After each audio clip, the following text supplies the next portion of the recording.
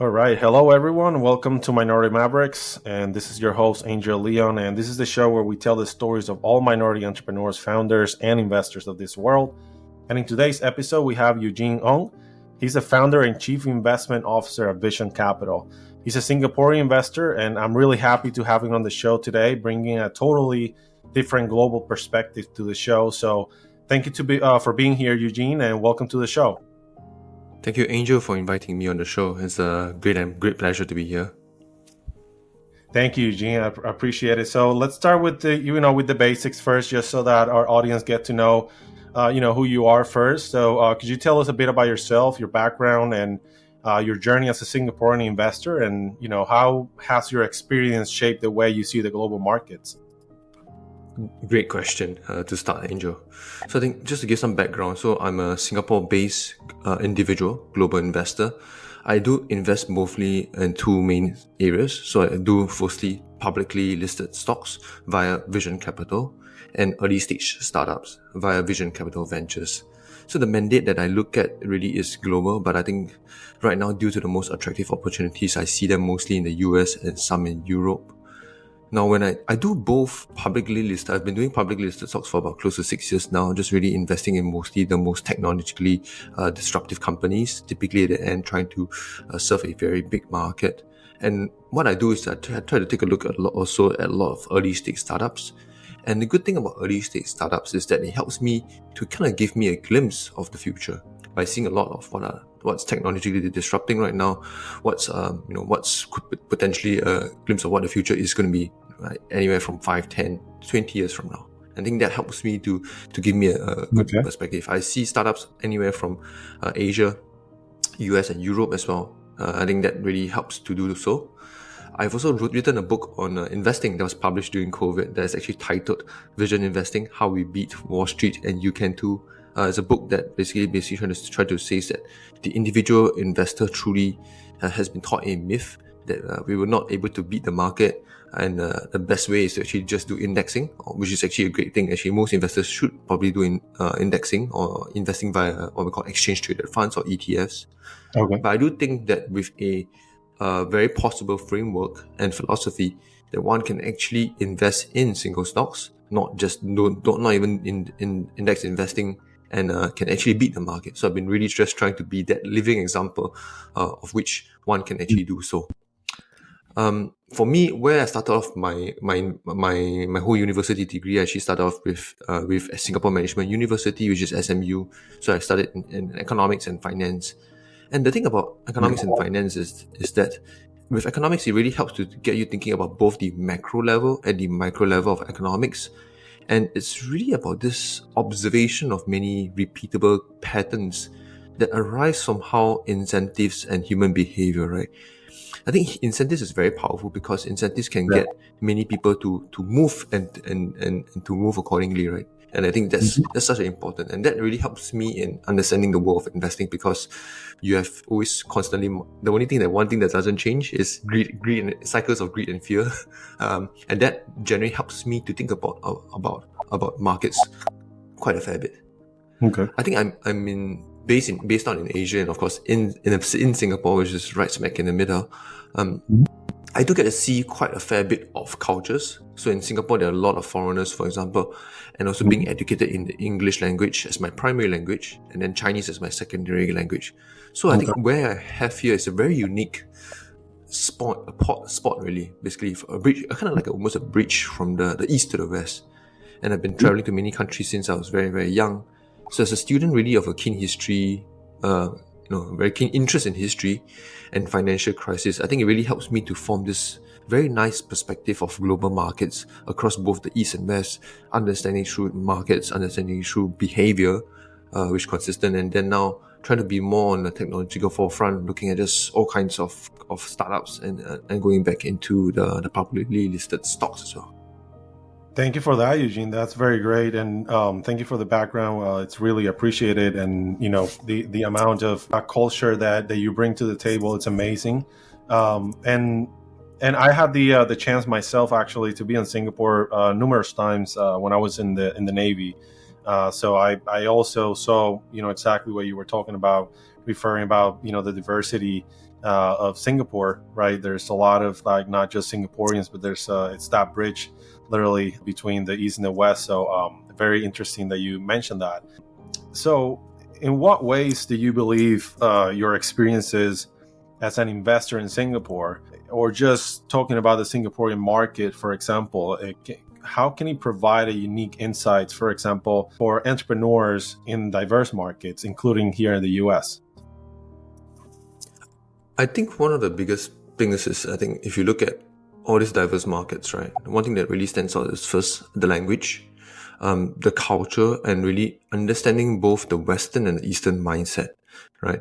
I think when we think about it, like the Eastern mindset, it's very ingrained in the family, very ingrained in a central government, for example, whereas the Western have been taught to be more democratic, right? And I think that's vastly different. But I think in Singapore, we see it in quite a very interesting bit, because Singapore, for example, was a former British colony. And then after World War II, we went to join Malaysia, and after we separated from Malaysia, and then started to form our own independent state. But then what we did was that we relied, for example, on a lot of the global MNCs, what we call like multinational companies, to come in basically to set up businesses, and that's how we led our export growth. So we have always been generally very pro-West, but at the same time, we are deep in the East, right? In the East area, for example, in Southeast Asia, and that's where in Asia we are really focused.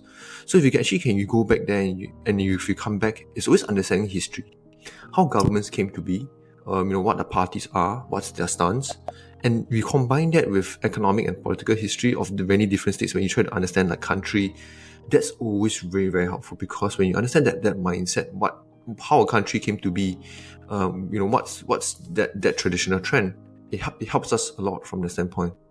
So generally what I do is that I try to also be on the lookout for kind of new and large emerging trends that are likely going to be highly disruptive and could actually persist for years, if not decades. I think that's really what I'm constantly looking out for. I try to also look out for something that's quite technologically forward in terms of publicly listed stocks, as I mentioned just now. It gives me a very good mental model, because, for example, the way that I do is kind of like practice my philosophy, which is called vision investing, which is to basically invest in companies and startups that best reflect our vision for the future that is changing and shaping the world for the better, right? Yeah. So if you think something like those things, we're really just trying to find what's going to be in that future, in that vision, and try to find what we think right now have done well, and what we think that in the future that could do well. So I think with all those traits, right, that have kind of focused on the public space, I'm trying to get at least like, basically I think only about 1%, for example, of stocks in the public space are worth investing, and similarly 1% or even smaller than that of startups, for example, that are worth investing. I'm trying to get towards a set of traits that I think will get me towards this 1%. And so, for example, I try to find, like, for example, even in startups, trying to find like what are some technologically strong founders? Have they had experience with solving a problem? Right? Have they had this unique experience and insight? For example, are they solving a typically 0 to 1 very highly disruptive kind of problem that no one else is solving? I like those kind of problems. I think Peter Thiel wrote a book about it, and I think that's a great spark for me in terms of that overall standpoint. Is the product really technologically advanced? Does it have patents? Is it something that can be protected, or is it something that can be easily copied, right? Is it supported by a potentially large market? You can be doing something very good in a single market, but if it's not scalable, it's going to be very tricky. And if I can add about this, right? So if you look at it, for example, you find startups in Southeast Asia for this standpoint. Typically, like in Singapore, we have a population of about 7 plus, maybe 8 million or so. It's a small population. The total addressable market is not large. So if you're trying to be a startup in a country, or just serving one country of 7 to 8 million, a lot of VCs, for example, we're looking out for investments that go up 100-fold, right? From 20 million valuation to at least $1 billion valuation and more, right? And to get the $1 billion valuation, your market size has to be large. So a lot of my framework, for example, my mental model for VCs, for example, of startups in Southeast Asia is that if you're not doing Indonesia alone, right, it's not going to be, because Indonesia is the biggest country in Southeast Asia. If you don't do Indonesia, or Indonesia and Vietnam, you kind of have to do Southeast Asia. So if you're a specific, having a specific product or service that's just in one country or not, it's not going to be sufficient. So I think we got to think about it at a broader level. Can it be scaled down, even despite different languages, despite different cultures, and how it attracts? So I think ultimately we also look for very durable and attractive unit economics, especially when it's successful. Right? I think that's ultimately key. They don't make profits.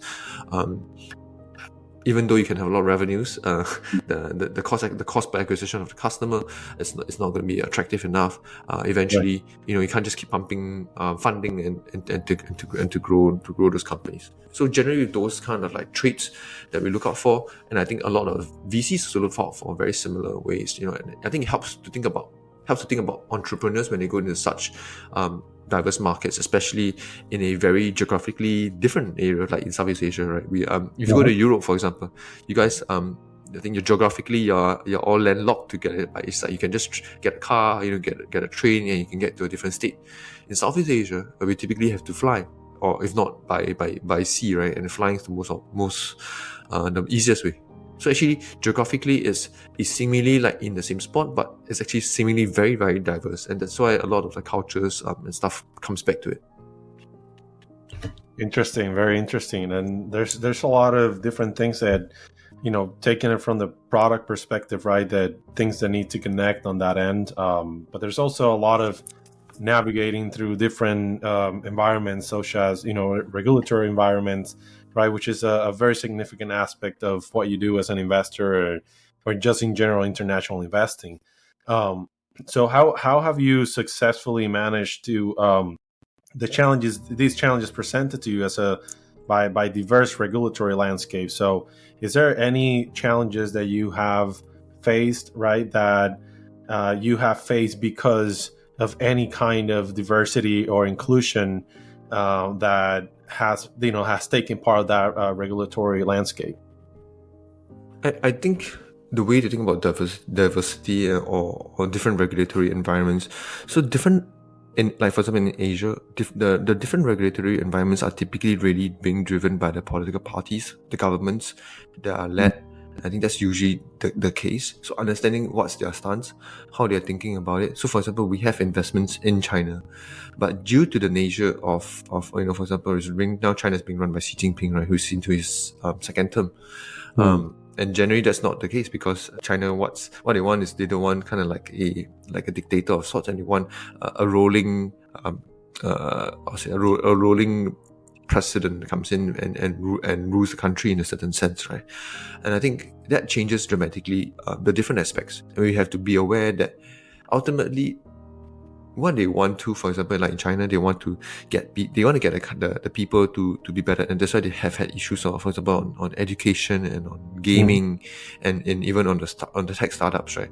China's a bit more authoritarian, so like if you get too many powers coming in, like a lot of the tech startups who had gained a bit of power, like Alibaba, Tencent, and some of the ones, they started curbing some of the power, and that's just traditionally the sense of the current existing the existing government, right? And with that, sometimes it gives you perspective, because that means the powers that is very different. Like it's not as democratic. For example, as in the US, if they can be, businesses can be quite powerful, but whereas in China, sometimes if they start exerting certain influences, the government can come in and step in very, very heavily, because it's heavily regulated. So I think that's really the differentiation mindset that we need to have in this area. I think that's very, very helpful. So I think the way to really think about it is knowing this entire framework, entire environment. How is your product and service going to be positioned, right? Is it something that threatens the existing incumbents, right? Understanding the market where you're serving, how is your product or service going to be positioned? Who are your customers? Is it a good to have or must have? And typically from like the regulatory standpoint, is it a win-win or a win-lose kind of thing, right? Is it something that's, for example, gambling, right? There's typically a win-lose, right? You're getting from, for example, the citizens to get it to you, right? Or is it a win-win, right? Where some, or like, even if I give an example of win-lose, for example, it could be like gaming, right? Where you're taking away people's time, right? Taking away their leisure time, which they could enjoy, but also, and putting it into a game. So you generally reduces productivity, right? Right. So that's typically like a win-lose kind, and if you go to extremes, government generally don't like it, and they could even tax it more, right? So Mm-hmm. that's also some ways to think about it. So if you think about your product from that standpoint, it's a very helpful, I'll say, mental model or framework to get it. So that typically I also prefer a lot of businesses that are creating a lot of value, right? And more Right. win-win type of value. And I think if you create a lot of more of this win-win type of value, your customers will eventually come and your supporters will come as Right. well.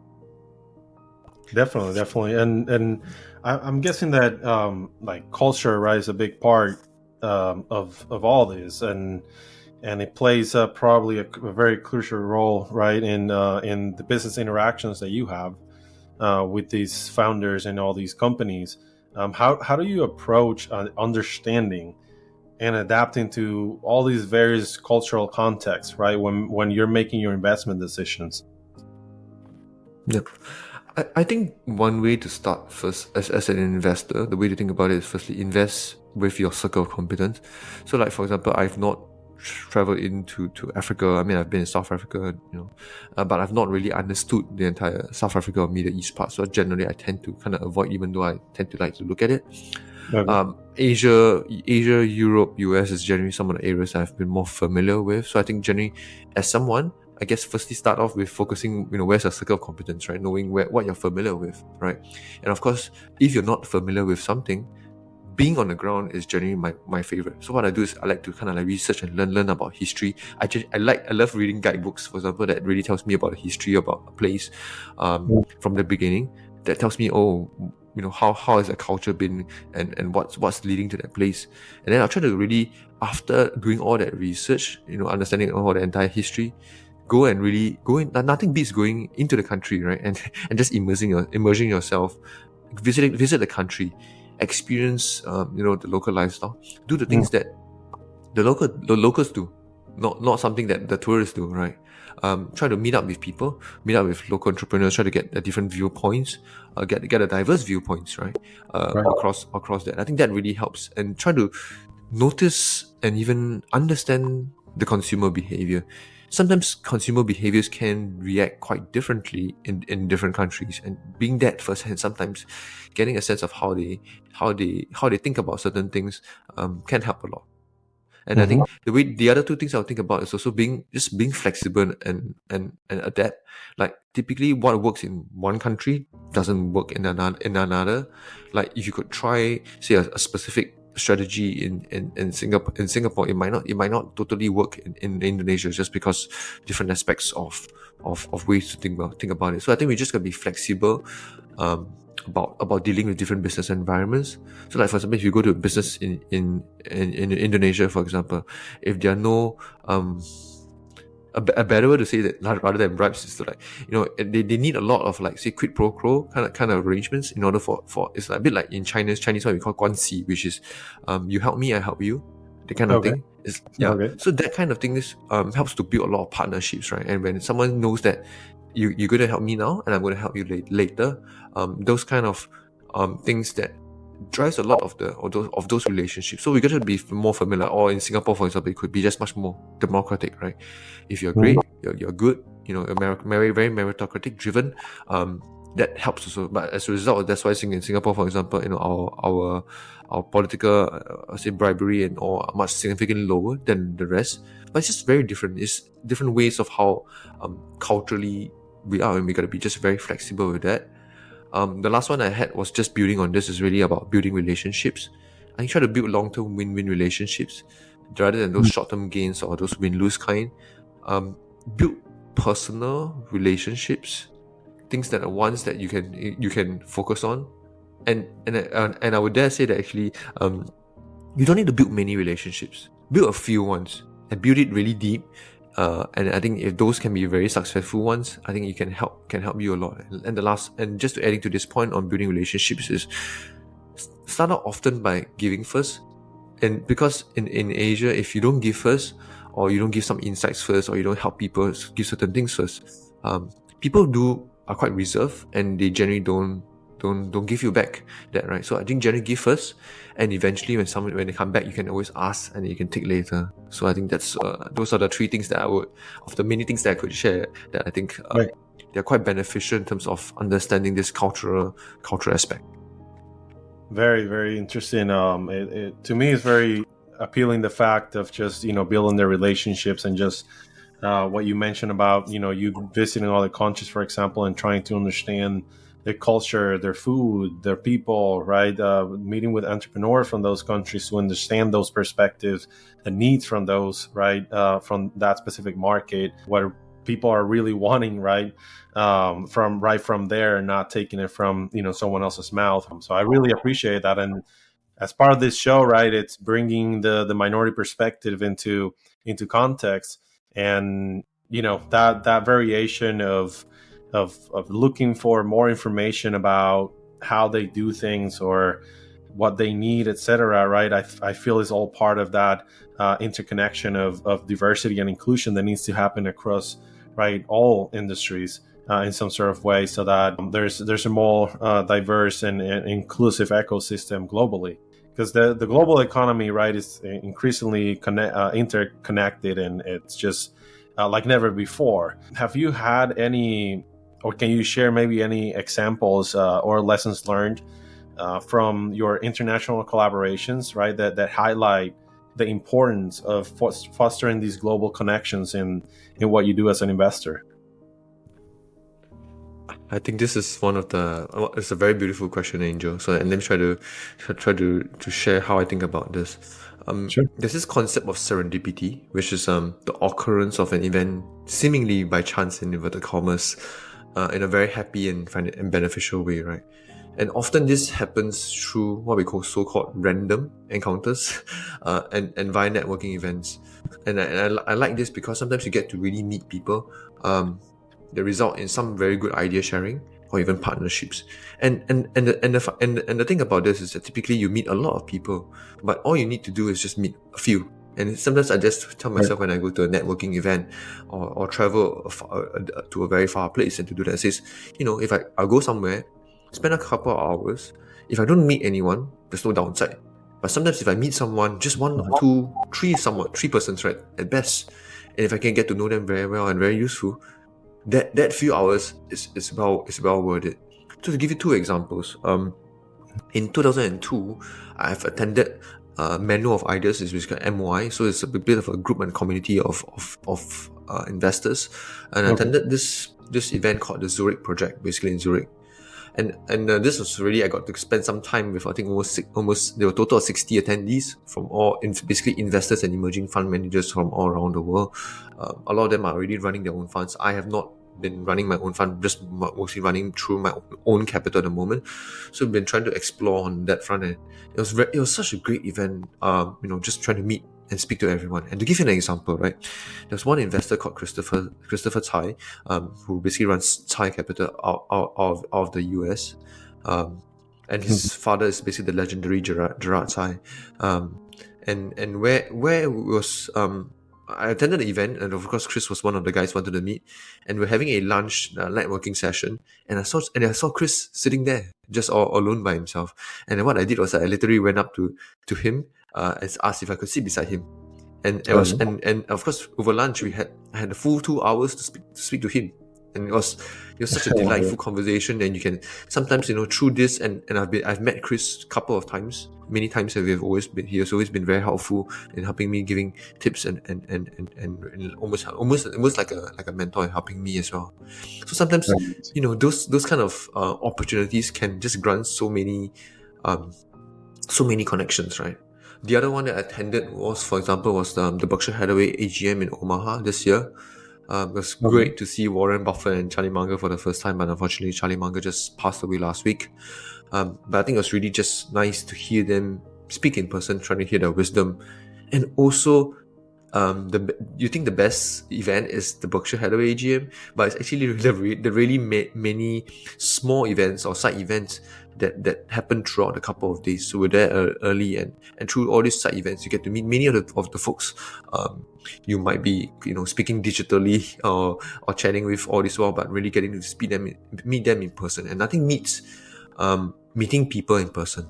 And when you meet in person, you get to really connect at such a deep level, and sometimes you renew those friendships as well. So I think sometimes I say is that have serendipity, Sometimes you have events, networking events, and sometimes, attend these. And sometimes you might get to meet people, business partners, investors, or even just like-minded people that you think, they could help you in your journey. You never know. And I think that's something that I truly like and always advocate for. Very great, Eugene. Yeah, definitely connections. It's everything, right? And in this world, in this industry specifically, in the tech industry and overall startups, connections are what gets you there, right? And I feel that again, there's a disconnect right now in some industries and most industries, right, between minority groups, and we're trying to close that gap somehow, right? And I believe most of it, Eugene, is it's education, right? And even proving and showing, right, showcasing these opportunities, which again, at the end of the day, this is the goal of this show, right? Which is to showcase stories just like yours, Eugene, of people that come from a minority background, but that have been able to, succeed, given the different type of issues that we have here with diversity and inclusion. So I really appreciate having you in the show, Eugene. But before we close out here, looking ahead in the future, what are your plans as an investor, or you have any other new or future plans, something you're working on? And then also, if you can maybe give some advice to any aspiring minority entrepreneurs, investors, or founders out there that aspire as well to navigate the global business just like you. I think for me, I've been mostly investing my own capital and really receiving numerous requests for a lot of the investors to invest alongside me. So it's an opportunity that I'm looking to explore, especially in the coming year, for basically starting my own fund, accepting external capital as well. So I'll probably start out something like that on the public listed stocks, because I've been doing that for about close to 6 years, and I obviously have a decent track record. And at some stage, maybe in the next couple of 5-10 years down the road, when I got a bit more traction in terms of my early stage capital, venture capital or early stage startups, I think that's something that I'm looking to start as well. I think that the best thing is that the majority of my investment net worth will be invested alongside our partners. So really taking on this very large responsibility of being a steward of capital really comes with great responsibility, right? I think that's something that I'm really very, very, very, very excited, especially in the coming year or so. I think you brought a great point on minority, and I think, like, for example, us being in Asia, and when I first started my investing journey in public stocks, I asked myself, is there someone like me in Singapore or that is doing like this? And I thought I was this alone person in this vacuum. And I think sometimes you go out to the market and you seek, right? Sometimes it can be also a mindset that we might have, and we think that, oh, it's just me and the majority. But sometimes when you actually go out and seek the right people, you get to attract the right people. And sometimes when you show them, so I think typically have an open mindset, be open to network. And I managed to meet many. I've actually managed to meet like 2 or 3 people who have such a similar mindset. And sometimes that's all you pretty much need, right? Have serendipity, try to go out and network, try to meet people, and sometimes you might meet your crowd, or you might meet your group, right? And typically what they say, right, you are the average of your 3 closest people that you constantly spend the most amount of time with, right? And sometimes if you get towards that, you get towards a better future that I think you can think about. I think that's generally what I love most, and hope most people listening to this podcast will be able to think about this differently.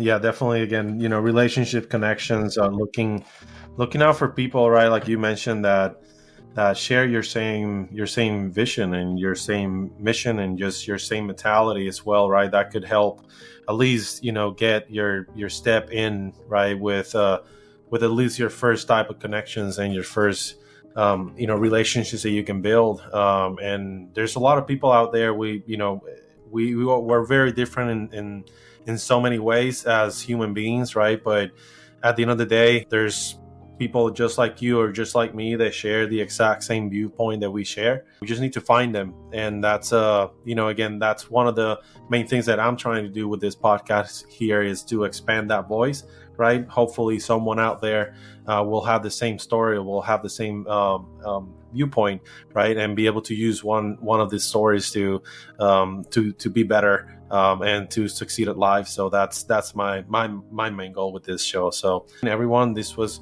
Eugene Ng, and he is the founder and chief investment officer at Vision Capital.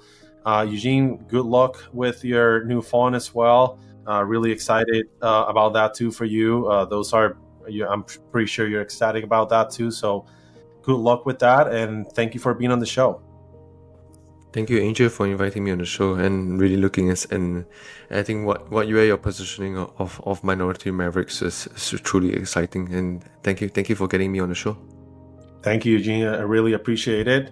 And to everyone out there that's listening, this was Angel Leon, your host at Minority Mavericks. And this is the show where we tell the stories of all Minority Mavericks out there, entrepreneurs, founders, and investors of this world. See you next time.